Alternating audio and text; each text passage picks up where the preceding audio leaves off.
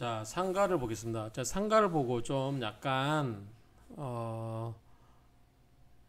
실망스러운 부분이 좀 있어요.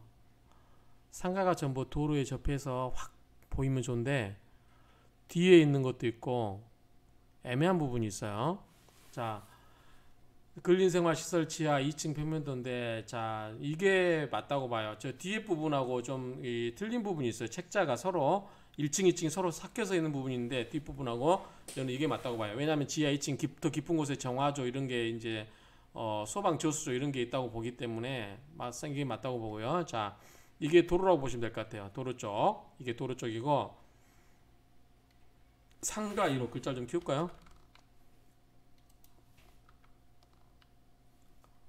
상가 1호 제가 그 블로그에 표로 다 올려드렸어요. 상가가 전용 13.9평인데 5억 5천이에요. 가로가 가격입니다. 자, 2호는 13.7평인데 4억 7,500.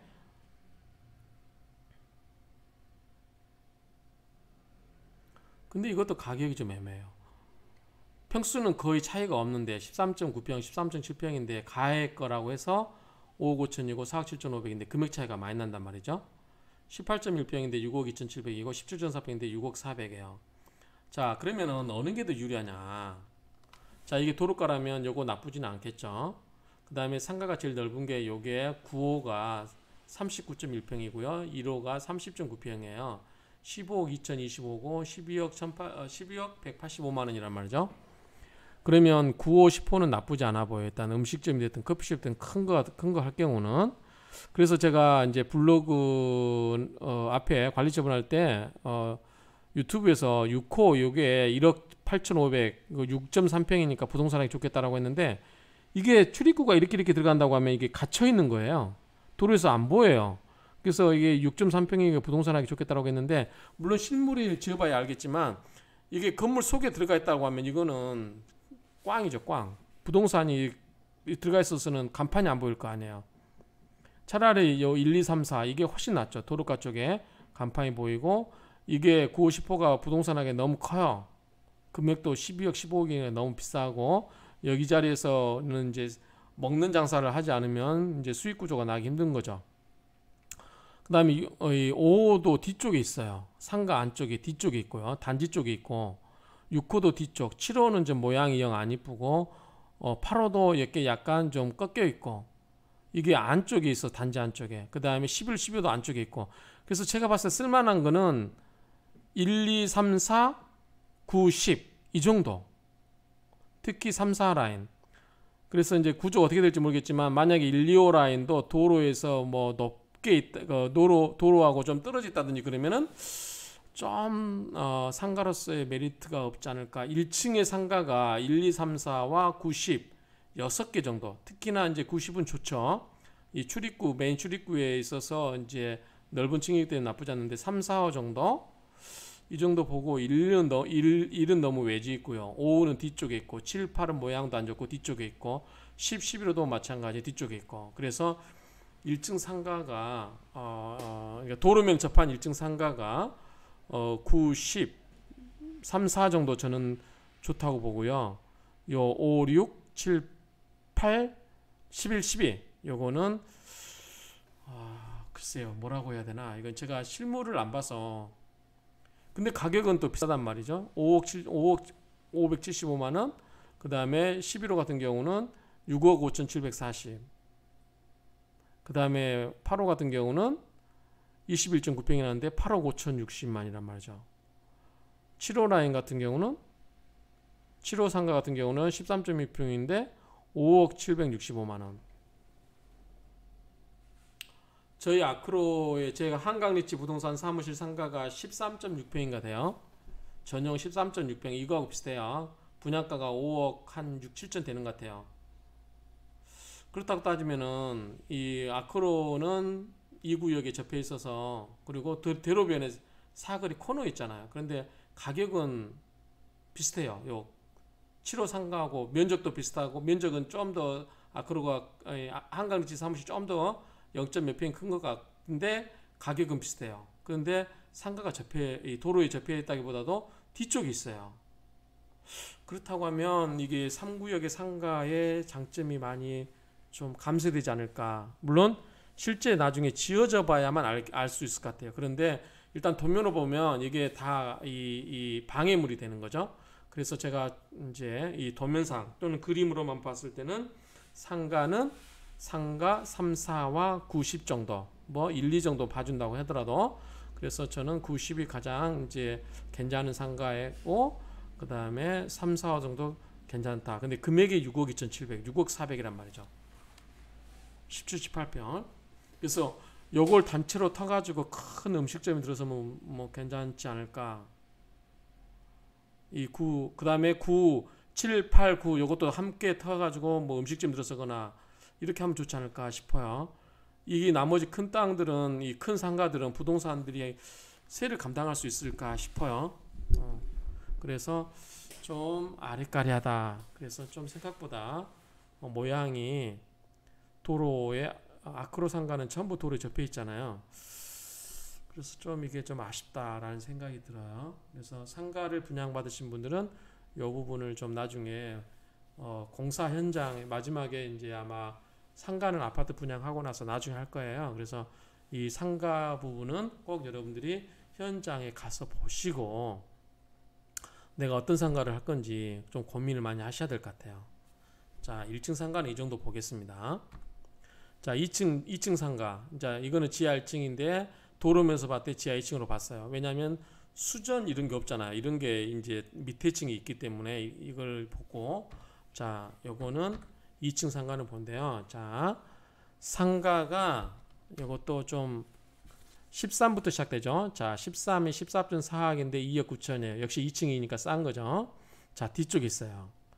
자, 상가 14는 27평인데 5억 5,360만 원이에요. 27평.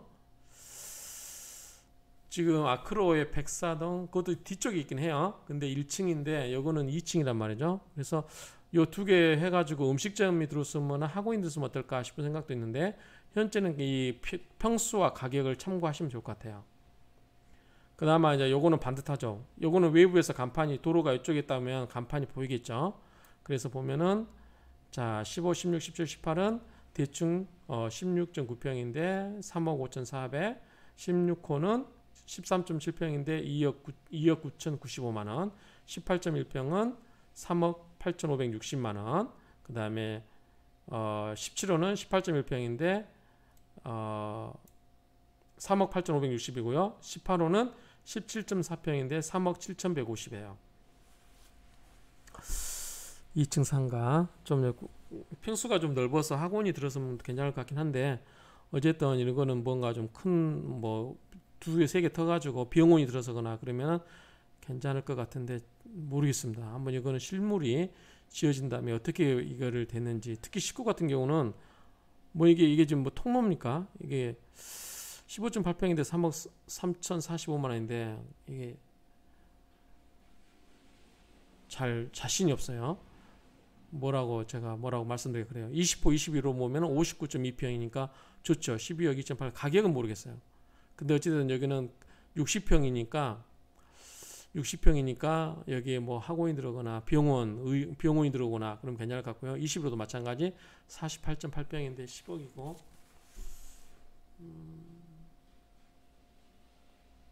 해가든에 2층에 47평이 45평, 전용 45평이 있거든요. 옛날에 해가든은 그 스크린 골프장 하던 자리 그 안쪽에, 그것이 매매가 7억대. 물론 오래된 이야기예요. 지금 얼마나인지 모르겠는데 3구역에 이제 아파트가 대단지이기 때문에 그런 장점은 있습니다만 좀 가격이 과하지 않나 싶은 생각이 들어요. 그 다음에 22호 보면 12.5평인데 2억 4,080만원. 그 다음에 23호가 25.2평인데 4억. 24호가 2억 4,575만원. 25평이 2억 3,720만원. 13.1평이니까 이건 나중에 한번 상가는 실물이 지어지고 한 다음에 투자하실 분은 성급하게 안 달라도 될 것 같은데, 고민이 이제 조합원들이에요. 조합원들은 자기가 이거를 분양 신청을 해서 아파트 분양 추첨해서 아파트 분양을 하고 나서 이 상가를 바로 계약을 하셔야 될 거예요. 아마 계약을 할 때 이 금액대, 이 상가, 이 모형도를 한번 보시고 내가 이 분양할 때 특히 이제 모델하우스 할 때 이 상가 이 분양 모델하우스 할 때 이걸 꼭 입지를 확인하셔야 될 것 같아요. 그래서 상가가 입지가 안 좋으면 나중에 이제 공실이 생기거나 그럴 경우에 특히 아파트가 이제 처음에 입주하고 나서 사람들이 다 안 찰 경우는 공실이 생길 확률이 커요. 그렇기 때문에 그런 부분까지 고려를 충분히 고려하셔야 될 것 같은데 금액 대비 이런 거는 어떻게 하시는 게 좋을지 고민 좀 해봐야 될 것 같아요. 저도 좀 고민을 해보시겠습니다. 그리고 이 상가를 받으실 조합원님들은 한번 연구 좀 하셔가지고 저희 사무실에 오셔가지고 같이 한번 머리를 맞대고 어떻게 하는 게 좋은지. 근데 너무 상담만 하러 오지 마세요. 저도 영업을 해야 되니까 제가 이제 어느 정도 봉사는 하지만 무조건 상담만 대가 없이 이렇게 상담만 하는 것도 제 영업에 많은 지장이 있기 때문에 고민을 해보시라는 측면에서 제가 자료를 해보고 저도 이제 앞으로 상가를 받은 사람의 입장에서 3구역 상가를 어떻게 하는 게 좋을까. 저는 일단 2층은 별로 제 입장에서는 약간 내 부동산 한다든지 그럴 경우에 2층은 이제 약국이라든가 학원 이런 거 하실 분한테 좋은데 제 입장에서는 이제 그다지 큰 요소가 고려 요소가 안 되고 1층의 상가를 어떻게 받는 게 좋을까.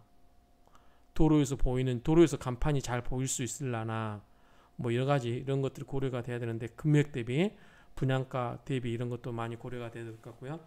그래서 좀 고민이 됩니다. 이런 부분 어떻게 해야 될지 한번 더 연구를 해보고 나중에 이제 모형도를 보면 모형도를 가지고 어떻게 되겠다라고 해서 꼭 그 모델하우스 때 이 모델하우스 때 상가의 모형도 그 다음에 도로에 접하고 그런 거 어떻게 보일지 간판이 어떻게 될 건지 꼭 반드시 체크를 하시고 이건 어차피 일반 분양이 없어요. 조합원 분양이기 때문에 만약에 조합원 분양이 이제 계약을 취소하시는 분이 나오시면